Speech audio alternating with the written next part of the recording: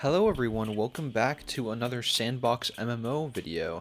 I think I'm going to I think I'm going to start trying to make sort of nuanced, like, Sandbox MMO style commentaries that aren't necessarily related to one game. But today we are kind of focusing on uh, me versus everyone else sort of style of commentary.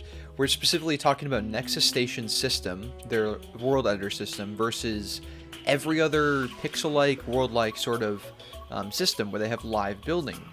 And I've thought about this quite a bit since Nexus Station released. Is it really better that they have a world editor system? There's some pros, there's some cons. I'm mainly going to be talking about the pros of each just to make it a little bit more clear because not a bit more clear, but I want to talk about the pros of each because it kind of goes hand in hand with the cons are anyway when I talk about them. So let's just get into it. So, like I said, Nexus Station has this world editor system. Other games, pixel-likes, have Pixel Worlds, Growtopia, Crystal Realms, Breadverse, all those sort of things. They have live building, right? You are in the world, and if you're the owner or you have access or whatever, you can place blocks, you can drop items, you can do all sorts of stuff in there, and it really adds to the sandbox element. But let's start with the pros of Nexus Station system. There's a little less to talk about with like the concept of a world editor. It's pretty straightforward, but I did want to talk about the pros. So first of all, you don't need to farm for blocks, right? It's basically a builder's dream. You have unlimited tools at your disposal. You can make as many worlds as you want with unlimited tools. Only rich people could really do that in Pixel Worlds, and not all the rich people were super great builders, so it was not a great match. But yeah, that's a huge advantage in my opinion. Maybe the most important part of the world editor system, and one of the best justifications really for the system existing. The next thing is the world editor makes the barrier to entry for making worlds significantly easier.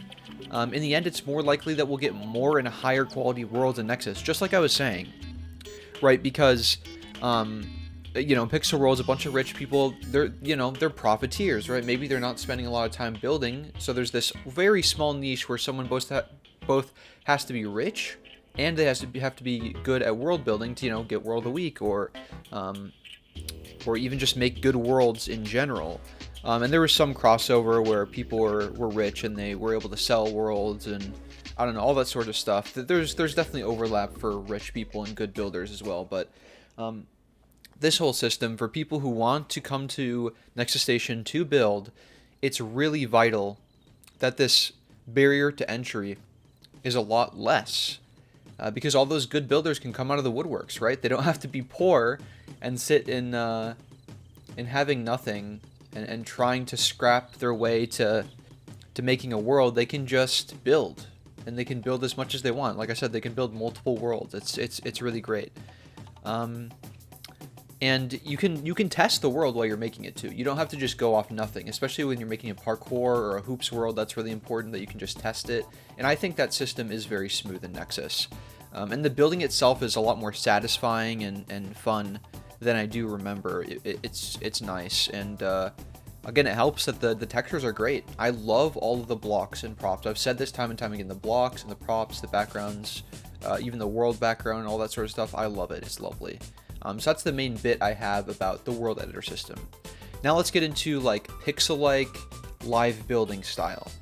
So live builds take a lot more time because of the resource collecting and in-game movement. Of course, the movement, you may have to use a jetpack or a jet to really, I mean, in Pixel World's case, you might have to use those sort of items. I guess you don't have to, but it's nice to have those sorts of items for building because it just makes it so much easier. I remember I did a video with Earth where we used jets to fly around and make our jet race world, and it was fun. Not perfect, but it did make it easier to like not have to scaffold everywhere to build up to places. It's nice. But yeah, you might need those in-game movement items, and yeah, they help with building. And this gatekeeps good builds a little bit, but it makes them more impressive, right? You think about Minecraft comparing creative mode builds to survival mode. Creative mode is great. You can make so many great builds, but people will, funny enough, they call it world editor. They'll use world editor to be a little bit more efficient and stuff like that. You make the same build in survival, that is insane. You are crazy. and people appreciate those builds a lot more. It feels more grounded. And it's a smaller point. That's definitely not my main point for why live building is better, but it is an interesting idea, and I kind of do appreciate the work that goes into those really good builds in like Pixel Worlds or Growtopia. They take so long. And being able to interact with the world is another thing. Being able to interact with the world in live building, it adds depth to the mechanics of the game. Like in Growtopia, especially when they add mechanics relating to the live building, in Growtopia, you can place rocks and you have a chance of a fossil spawning, and then you can carefully mine the fossil and stuff like that. And of course, you have to place all those rocks, and it's not necessarily block farming. It's kind of a different mechanic in of itself. And then there's farming as well, of course, and that adds depth in how like resources are gained, and that's kind of fun to have a block economy as well as a clothing economy, which it's okay that Nexus Station only has a clothing economy, because of course that's what everybody likes to get. They want to get those cosmetics. Blocks only really matter to builders, so cutting out that middleman of, you know, if technically most people want just clothing, and, you know, go back to Pixel Worlds, you know, you're opening a bunch of boosters, and people who just want the cosmetics are getting all these blocks, right? So in that way, I haven't considered that before, but that's kind of true, where Nexus Station, again, cutting out that middleman, just skipping straight to the cosmetics, and then if you want to build, for all those builders out there, then you have unlimited blocks. It makes sense. But being able to interact with the world is great for adding different features, but you could also say, well, maybe Nexus is just going to make different cool features that never would have required live building. Maybe they're going to really innovate there. That's true. They definitely could do that. But the final thing that really kicks it for me is the social element. The social element of live building is the most important to me for this entire video. Though there are drop games or world scams that rely on the concept of live building, both of those issues are more related to the dropping feature being a problem, right? Because, you know, dropping an item in drop game, and they cover it with a block and steal your item. The world scam, specifically what I'm thinking about for the world scam, is like you buy a world with a dropped item or a block covered over it, or no, I think what it was, yeah, before they patched it in Pixel Worlds, and they might still have it in Growtopia, maybe not. They drop an item, and then someone would race over to the item with a speed hack, or their friend would drop down from a portal at the top of the world and grab the item or something like that. Those really come down to dropping. So I've always advocated for dropping being removed. I really don't think it's that useful, especially if they add like a storage system, a simple storage system that's easy for farmers, so they don't have to drop everything everywhere. I think that would be fine.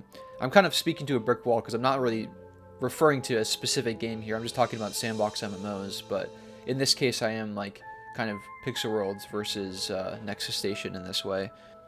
But yeah, I think mini-games are really important to me. Mini-games are the things that rely, other than building, they rely on live building the most, that sort of feature. As a sandbox MMO player, games like Spleef, you know, they heavily rely on the host's ability to break and place blocks, and these hosts can get really creative. They can spam a bunch of blocks, they can place one and immediately break one, they can do all sorts of stuff in Spleef. You can set up an automated randomized Spleef, and they could eventually add Spleef to Nexus Station, but I fear it's going to be more randomized, which is a little less fun. It takes away a little bit of the player creativity as a host of a Spleef world. So yeah, that's my main bit, really.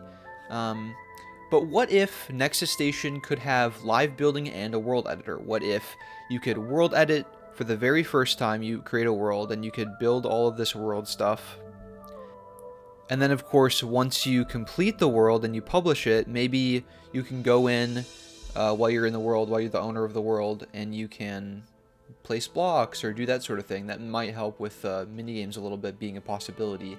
Because right now the only minigames you can make are the ones that, you know, are meant to be there, like parkour and hoops and don't die and stuff like that. So I think the versatility of being able to make different minigames within your worlds that aren't, like, you know, coming up with stuff as much as Micro from Pixel Worlds was not great. I'll always admit it was a fun game. It was interesting, and of course once they add wiring, there's more possibilities, or add some sort of Redstone style update in Nexus Station if that comes to fruition.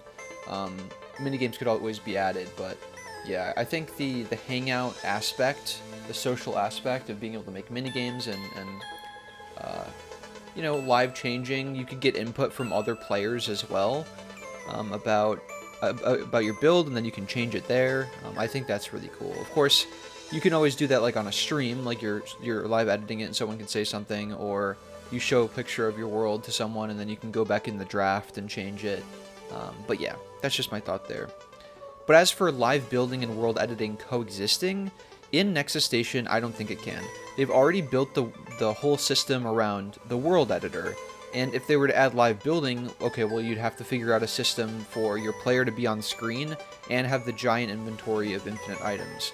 And also, it just doesn't feel right. If I were to go into a Nexus Station world that I own and use my infinite blocks, it's kind of, I don't know, it feels wrong to even think about that, because it's infinite blocks. I think there's something to be said about the stakes that you have as an owner of a world and building and stuff like that, and some blocks being rarer than other blocks. There's something to say about that too. But yeah, I don't think the way the world editor system is built up in Nexus Station right now, I don't think it could ever experience a live building sort of system. But I want to capstone this video being positive. I really do appreciate Nexus Station's willingness to willingness to really innovate in this sort of sandbox MMO genre. They're doing a lot of different things. They're making like hoops and these gravity items, sorry, not gravity, physics items like the ball and everything. They're doing those sorts of things, don't die, making different game modes. And they're adding a world editor system to a sandbox MMO game. Not making live building is a big leap. It's a big decision for them to have made. And though I don't think we've fully come to fruition what it will look like, you know, there's not a ton of blocks yet. They could make some changes. I think it is pretty good. I think it was ballsy of them for sure to make this decision. And I know a lot of people do complain about the live building, but I think Nexus Station is a breed of its own, right? It's got the non-game trading, which is going to come soon. It's got the, well, I can't say soon. I shouldn't say that. I actually don't know, but it's going to come eventually. They promised that. And you've got the world editor, and I think it being in a league of its own, the people who enjoy that sort of thing will be able to latch on to it. It's a different type of game, really. And if you wanted something like that, some sort of sandbox MMO live building thing, go to Breadverse, go to Breworld, even Growtopia, really. I mean, that Growtopia has so many features for live building. They have like this robot update.